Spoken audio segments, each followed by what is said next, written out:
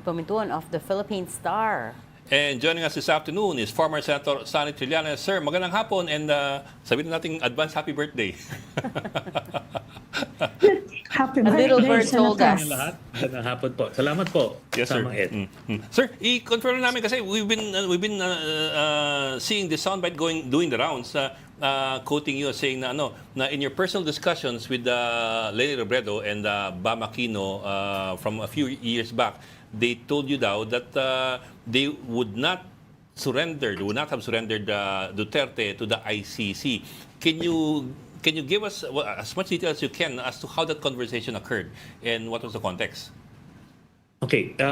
Well, una-una kasamang Ed, itong statement na to is part of the conversation namin ni Christian Esguerra dun sa kanyang podcast. Apo. So, ang konteksto niyan ay during the campaign, ang isang hiniling sa akin ni then VP Leni was kung pwede daw gamitin yung pangalan ko na ako yung reason kung bakit hindi pa itatanggapin si Nery Colmenares dun sa slate. Para daw she can kumbaga get the best of both worlds. Nung hinarap niya yung mga leftists, sinabi niya ang may ayaw kay Nery Colmenares na mapasok sa slate ay so ako pumayag ako noon kasi she was the principal, so just being a good soldier, sige. Pero alam ko na tatamaan ako, no? Mga magagalit sa akin siyempre yung mga leftists. Pero hiningi na ano 'yon, na condition 'yon. Tapos during the course of the campaign, sinabi nila na ang position nila sa ICC ay hindi nila i-recognize yung jurisdiction at hindi nila ibibigay si Digong sa ICC kung naging presidente si Leni. Ngayon, in fact, as late as last year, nire-request yan sa akin nila Bam Aquino na baka daw, kung pwede daw i-delay yung pag-issue ng arrest warrant kay Digong dahil baka daw makaka-apekto sa kandidatura nila. In fact, sabi ko nga, hindi, mas makakatulong pa nga sa inyo yan. Kasi, kumbaga, kayo magbe-benefit nun. Pero, talagang merong alyansa sila eh.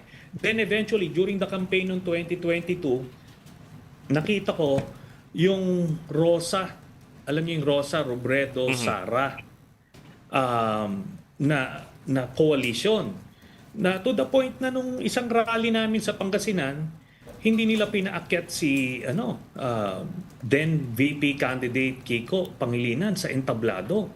Kasi nga dun sa Robredo-Sara alliance. So meron ng ganon ever since. So yun naman ang konteksto nun. At nailabas yan dun sa conversation in light of the making the Dutertes accountable. Kaya nga sinasabi ko sa 2028, I'm not inclined to support Leni because magkaalyado at magkaibigan sila ni Sara Duterte. Yun po yan. Oo nga, you made some headlines for saying that, Senator, no? I mean, and you were also, I remember, quite vocal nung dinalo ni Vice President Sara, si former VP Sanaga. We talked to you back then as well. Describe this friendship for me. I mean, like, all politicians are friends naman. Magkakakilala naman lahat ng Or politicians. acquaintances. But how deep does this friendship go, do you think?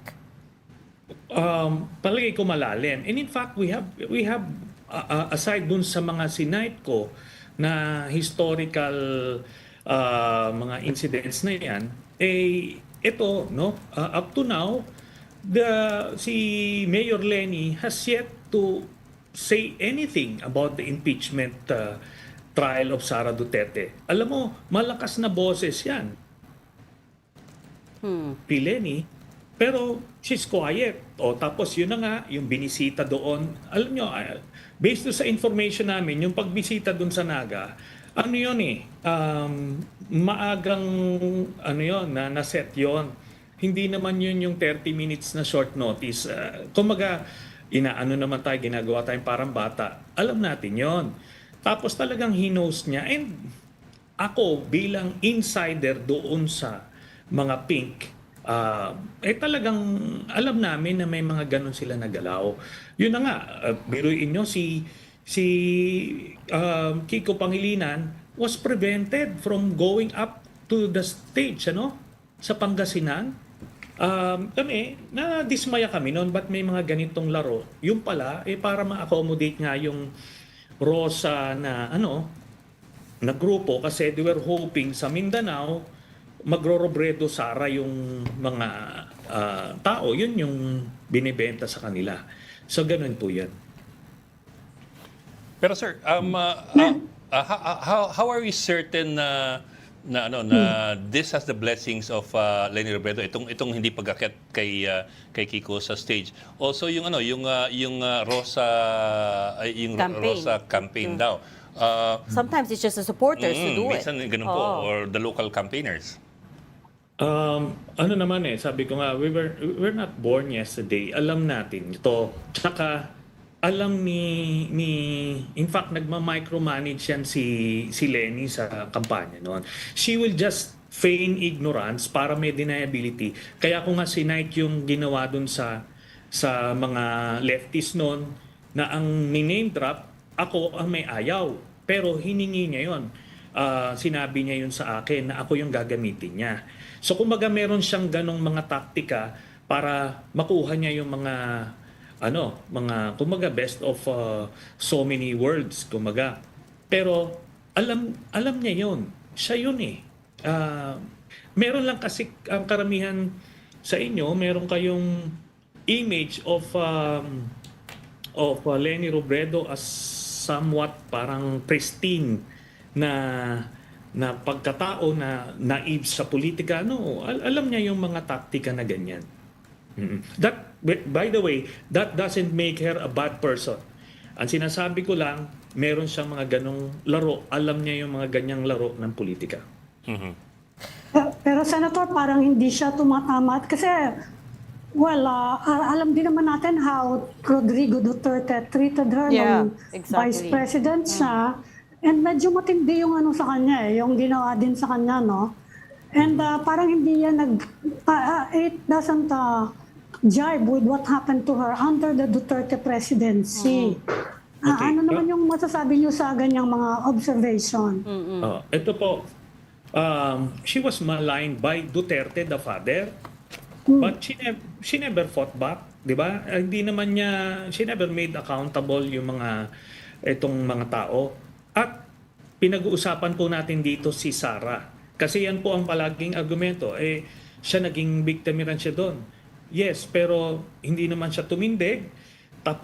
Pero si Sara, ang pinag-uusapan ho natin, iba ang kanilang samahan at dun sa tatay.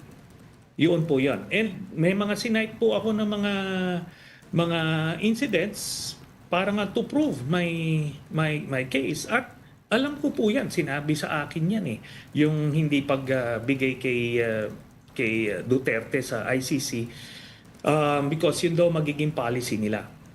Yun po yun.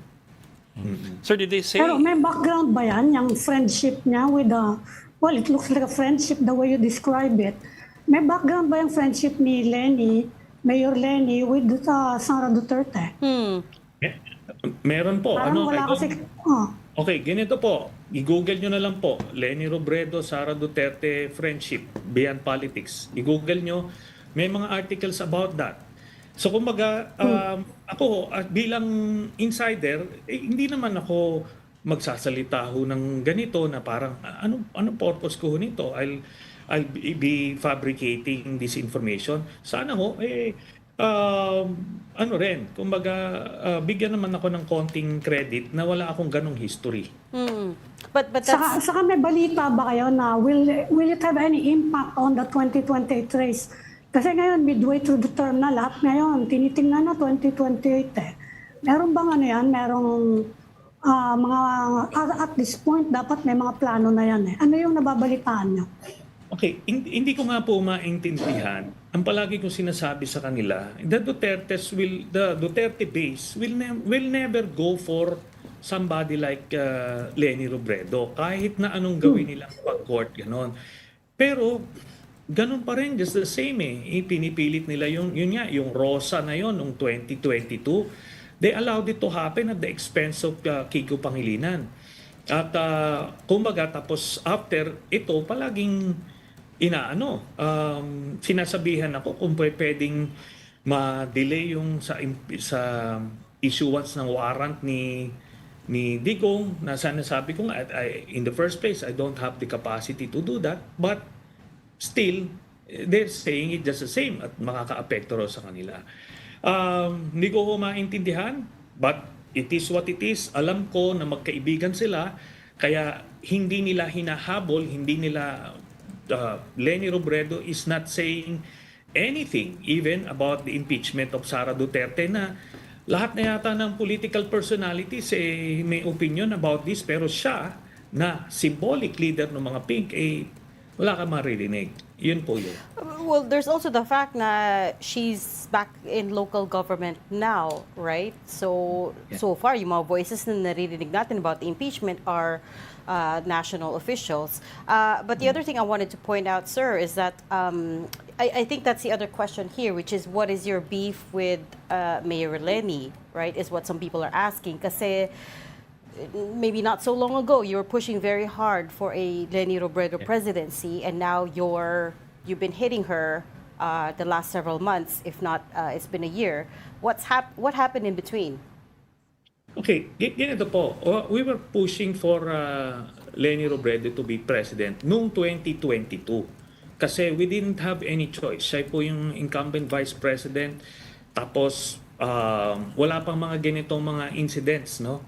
Nagsimula lang naman yun, yung mga sinasite ko na mga ganyang mga taktika during the campaign period na.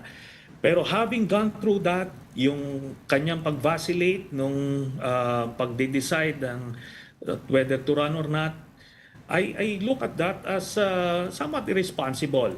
Di ba? Ngayon, I don't want to go through that kasi may mga choices na ngayon. Yun lang naman yun. Nothing against Leni Robredo. Sabi ko nga, she's a good person, and under peaceful conditions, she would probably be a good president. But we're not living in such a world. We're living in a very dangerous world now na maraming mga evil forces at play. Kaya kailangan natin yung tumitindig. At syempre, kailangan natin yung hindi kaibigan yung mga Dutertes. At kung ina-arbor pa lang nila, before pa lang na nakapwesto, lalo na siguro pag nakapwesto na. Yun po yun. Walang ano ho dito. Hindi ko siya unang-una, hindi ko siya tinitira. Tinatanong lang po ako, in the course of the conversation, lumalabas siya. At ito po, dito sa pag-guest ko po sa inyo, I didn't volunteer to talk about this. Yun ang sabi sa akin, na ito yung pag-uusapan. Yes, Yun sir. lang po yun. Yes, that's Sir, clear. I'm also wondering, sir, yung itong pagsabi rin ni Leni na ayaw niyang i-surrender si Duterte sa ICC. What was the reason given for that? Considering that is the former president himself, not the daughter that we are talking about. Ano raw yung dahilan kung bakit hindi ipapasurrender sana? Hindi ko ho maintindihan. Just as in the same way na nung sinabihan ako na ako gagamitin para hindi masama si Nery Colmenar sa slate, hindi ko na rin tinatanong yung mga ganon. You're just being a good soldier. But iniisip ko, kung mananalo siya, doon ko na lang siya i-persuade na kailangan isurrender itong si Duterte sa ICC kasi talagang compromise yung ating hudikatura, hindi talaga mapapanagot ito. Pero ito na nga yung tuloy-tuloy na hanggang ngayon silensyo sila about anything about the Dutertes. Tapos ito na nga lumalabas talaga na magkaibigan talaga sila.